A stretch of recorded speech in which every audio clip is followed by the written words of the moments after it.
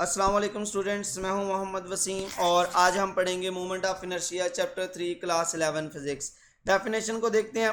The movement of inertia is defined as the product of mass of a particle and square of perpendicular distance from the designated axis of rotation. तो अब कह लें एक particle है जिसका मास m है और उसका जो परपेंडिकुलर डिस्टेंस है वो r है, तो मोमेंट ऑफ इनर्शिया किसके बराबर हो जाएगा? वो बेसिकली प्रोडक्ट हो जाएगा किस किस का, मास m और परपेंडिकुलर डिस्टेंस r स्क्वेयर का। तो यहाँ पर ये आ जाएगा मोमेंट ऑफ इनर्शिया। अब मोमेंट ऑफ इनर्शिया को देखें तो ये सेम रोल प्ले करता है as mass in linear motion. तो यहाँ पर आप देख सकते हैं mass plays same role in linear motion as movement of inertia I plays in rotational motion. तो हम कहेंगे कि मैस कौन सा रोल प्ले करता है? बेसिकली मैस को देखा जाए तो वो बेटा रेजिस्ट करता है। लीनियर मैस जो है वो आप कह लें रेजिस्टेंस प्रोवाइड करता है अगेंस्ट एक्सेलेरेशन। तो सेम रोल आप कह लें कि मूवमेंट ऑफ इनर्शिया प्रोवाइड करेगा, यानी कि वो रेजिस्टेंस प्रोवाइड करेगा टू द चेंज इन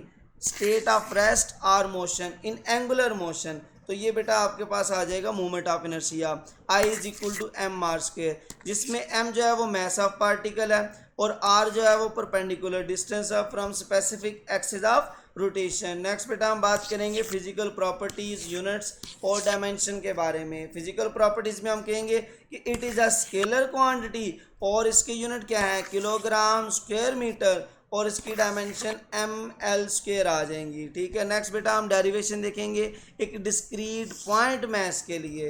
तो हम कह देते हैं consider a particle of mass M and square of distance R from axis of rotation. तो बेटा उसका मूवमेंट ऑफ इनर्शिया और टार्क किसके बराबर होगा उसको फाइंड करने के लिए हम बेटा फोर्स देखेंगे। Newton second law F is equal to M A, जिसमें एक्सेलेरेशन क्या है, टेंजेंशियल एक्सेलेरेशन, और यही टेंजेंशियल एक्सेलेरेशन किसके बराबर होता है, आर अल्फा के। कैसे बेटा, ऑलरेडी हम पढ़ चुके हैं तीन relation, s is equal to r theta, v is equal to r omega और a is equal to r alpha. Basically यही टेंजेंशियल एक्सेलेरेशन यहाँ पर अप्लाई हो रहा है, a t is equal to r alpha. ये बेटा ये जो एक्सेलेरेशन है इसको पुट करना है फोर्स वाले फार्मूले में। पुट करने के बाद मुझे बताएं फोर्स क्या आ जाएगी, F is equal to M वैसे का वैसे, ए टी की जगह आर अल्फा आ जाएगा तो बन जाएगा एम आर अल्फा। नेक्स्ट बेटा हमने मल्टीप्लाई करना है आर के साथ दोनों साइड्स पर जो परपेंडिकुलर डिस्टेंस आर है। तो अगर हम बेटा यहाँ पर भी मल्टीप्लाई करें और इस साइड पर भी मल्टीप्लाई करें तो ये बन जाएगा आर एफ, और दूसरी साइड पर बेटा हम आर आर से मल्टीप्लाई होने के बाद आ जाएगा एम आर स्क्वेयर अल्फा। तो यहाँ पर वैल्यू आ जाएगी r f is equal to M R square alpha, जिसमें बेटा आर एफ की बात करें product of perpendicular distance r and force f is equal to tau. कैसे बेटा, टार की अगर हम बात करें तो टार किसके बराबर होता है, क्रॉस प्रोडक्ट होता है आर और एफ का, और अगर हम इसकी वैल्यू देखें तो ये R F sine of theta.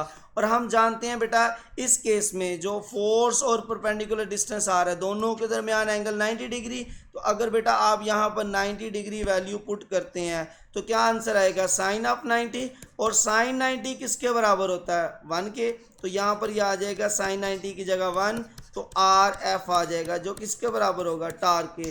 तो tau is equal to r f यहाँ पर आपने पुट कर देना है। ठीक है, तो नेक्स्ट बेटा ये दूसरी साइड पर क्या आ जाएगा, एम आर स्क्वेयर अल्फा। तो इसका मतलब टार किसके बराबर हो जाएगा, एम आर स्क्वेयर अल्फा, जिसमें बेटा हम जानते हैं जो एम आर स्क्वेयर वैल्यू है वो बेसिकली मूवमेंट ऑफ इनर्शिया।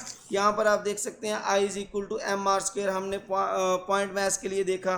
ठीक है, तो यहाँ पर ये एम आर स्क्वेयर की जगह आई आ जाएगा, अल्फा वैसे का वैसे, तो बन जाएगा tau is equal to I alpha. Next बेटा हम इसमें देख सकते हैं अगर रिजिड बॉडी की बात की जाए तो उसका मोमेंट ऑफ इनर्शिया कैसे फाइंड करेंगे। यहाँ पर देखिएगा बेटा ये एक रिजिड बॉडी है जिसमें मुख्तलिफ मैसेज हैं और मुख्तलिफ डिस्टेंसेज हैं, परपेंडिकुलर डिस्टेंस। आप कह लें जो मैसेज है वो m1 m2 से लेकर mn तक, और जो परपेंडिकुलर डिस्टेंस है वो r1 r2 से लेकर rn तक। तो यहाँ पर हम कह देंगे कि जो इसमें टोटल टार्क होगा वो किसके बराबर आ जाएगा, वो इन तमाम पॉइंट मैसेज के टार के सम के बराबर होगा, यानी कि टार टोटल इज इक्वल टू टा 1 प्लस टा 2 एंड सो ऑन टा n तक आ जाएगा। ठीक है, तो नेक्स्ट बेटा इसमें वैल्यूज पुट करें, टा 1 इसकी जगह एम आर स्क्वेयर अल्फा, टा 2 की जगह m2 r2 square alpha, tau 3 and so on, tau n की जगह m n r n square alpha. इन तमाम में बेटा अल्फा कॉमन था, तो देखें अल्फा कॉमन ले लिया गया, बाहर आ गया। बाकी वैल्यूज हैं उनको सम कर दिया। सम करने के बाद वो क्या बन जाएगा, सम करने के बाद वो बेटा बन जाएगा सिग्मा एम आर स्क्वेयर, और अल्फा वैसे का वैसे। और अगर हम देखें बेटा टार का फार्मूला, तो टार किसके बराबर होता है, आई अल्फा के। और अगर आप बेटा इसको कंपेयर करें आई अल्फा को, सिग्मा आई 1 से लेकर एन तक एम आर स्क्वेयर अल्फा, तो यहाँ पर हमारे पास जो मोमेंट ऑफ इनर्शिया आई होगा वो किसके बराबर आ जाएगा, सिग्मा आई 1 से लेकर एन तक और साथ में m i r i square आ जाएगा। और यही रिजिड बॉडी का मोमेंट ऑफ इनर्शिया हो जाएगा। अब बेटा मुख्तलिफ शेप्स के लिए ये मोमेंट ऑफ इनर्शिया मुख्तलिफ होता है। जैसा कि आप यहाँ पर देख लें कि आपके पास एक हुक या रिंग आ जाए, या फिर आप कह लें सिलेंड्रिकल शेल आ जाए, तो उसका मोमेंट ऑफ इनर्शिया क्या होता है, एम आर स्क्वेयर। और अगर बेटा सॉलिड डिस्क या सॉलिड सिलेंडर हो तो 1/2 एम आर स्क्वेयर। ये बेटा बेसिकली हमने इसी फार्मूला से फाइंड आउट किया है, ठीक है। और ये स्पेसिफिक है स्पेसिफिक शेप के लिए। हॉलो सिलेंडर की बात की जाए तो बेटा आपके पास I is equal to 1/2 M R 1 square plus R 2 square. यहाँ पर दिखाया गया बेटा ये हॉलो सिलेंडर है, ये सॉलिड सिलेंडर है, ये हुप या डिस्क आ जाएगी। नेक्स्ट बेटा हम बात करेंगे सॉलिड स्फीयर की। सॉलिड स्फीयर के लिए 2/5 एम आर स्क्वेयर। और नेक्स्ट बेटा अगर हम बात करें हॉलो स्फीयर के लिए, यानी कि थिन स्फेरिकल शेल के लिए, 2/3 एम आर स्क्वेयर। और नेक्स्ट बेटा अगर हम रॉड की बात करें, रॉड जब वो सेंटर से मूव करे तो फिर बेटा आपके पास 1/12 एम एल स्क्वेयर। एल क्या है, इसकी लेंथ आ जाएगी, ठीक है। नेक्स्ट बेटा हम बात करते हैं इसमें कि आपके पास अगर यही रॉड हो लेकिन एंड पर रोटेट करवाया जाए, लास्ट से रोटेट करवाया जाए, तो वो आपके पास आ जाएगा 1/3 एम एल स्क्वेयर। नेक्स्ट बेटा हम बात करते हैं, इंटरेस्टिंग इन्फॉर्मेशन बुक में मेंशन की गई है। अगर दो डिस्टिंक्ट सिलेंडर है और आप कह लें कि उनका जो टोटल मास है वो सेम है, तो बताएं इनमें से किसका मोमेंट ऑफ इनर्शिया ग्रेटर होगा। तो आप कहेंगे जिसका डायामीटर ग्रेटर उसका मोमेंट ऑफ इनर्शिया भी ग्रेटर। यानी कि आप कह लें मोमेंट ऑफ इनर्शिया का फार्मूला होता है एम आर स्क्वेयर, जिसमें आर बड़ा आप कह लें रेडियस है, ठीक है, वो ज़्यादा तो उसका मोमेंट ऑफ इनर्शिया भी ज़्यादा। तो यहाँ पर आप देख सकते हैं दोनों का मास सेम है, लेकिन फिर भी बेटा ये जो आपके पास अपर सिलेंडर है इसका मोमेंट ऑफ इनर्शिया ग्रेटर होगा क्योंकि उसका रेडियस ग्रेटर है। नेक्स्ट बेटा इसमें कुछ एमसीक्यू हैं जो डिस्कस किए गए हैं। यहाँ पर आप देख सकते हैं rotational moment of inertia of an object depends directly on which parameter.